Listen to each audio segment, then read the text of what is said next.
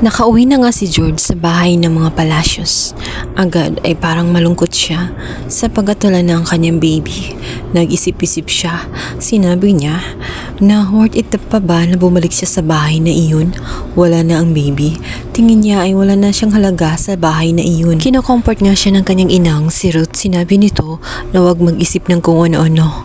Wala siyang kasalanan kung naiwala man niya ang baby na iyon. At talaga pa rin siya sa bahay na iyon sapagkat asawa nga siya nitong si Basil.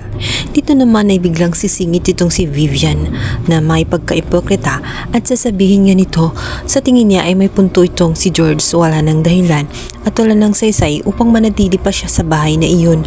Wala na ang anak nga nitong si Basil. Sa tingin ni Vivian ay wala na rin siyang kwenta.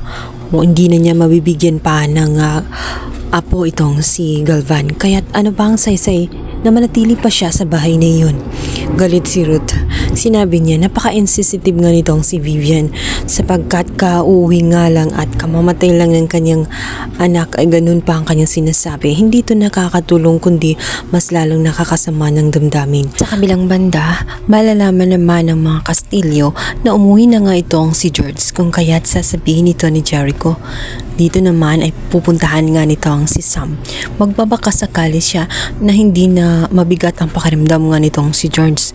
Gusto niya na magkaayos silang dalawa at gusto niya na humingi ng tawad.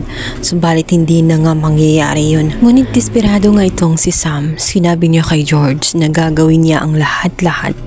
Mapatawad lamang siya nitong si George at mabawasan lamang ang sakit na nararamdaman nga nitong si George sa kanya. Ito nga ay napaisip itong si George na sigurado ba siya sa kanyang iniisip.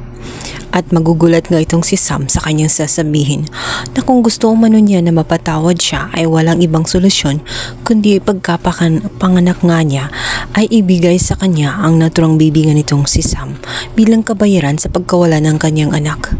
Ngunit hindi ito matatanggap nitong si Sam. Sinabi niya na pwede naman siyang maging second mom, ngunit ayaw nga nitong si George. Gusto niya na siya lang ang nag-iisang ina ng kanyang anak. Hindi nga nagkasundo ang dating mag-best friend dahil sa komplikado ang naging hilingan nitong si George. Hindi na naisin ni Sam na maiwalay sa kanya ang kanyang anak. Ayaw din niya na mapunta ito kay Aurora, lalong-lalo pa dito kay George. Kung kaya't walang naging option, kundi hindi nga sila nagkaayos at tuluyan nga ang nagkasamaan ng loob. Sa kabilang banda, hindi lamang itong si George ang gustong gumanti dito kay Sam. Maging itong si Galvan kung saan galit na galit. Ang legacy na dapat susundan nga ng kanyang apo na anak nga nitong si Basil ay wala na. Kung kahit hindi siya matutuwa na si Sam nga ay magtatagumpay, samantalang magdurusa ang eto nga si George. At alam nga ni Galvan na isa sa dahilan itong si Sam kung bakit nawala ang kanyang apo, kung kaya't nararapat din na magdusa din itong si Sam sa mga nangyayari. Gusto niyang hilingin dito kay Cairo. Babayaran niya ito ng malaking halaga. Mawala lamang sa landas ang baby nga nitong si Sam.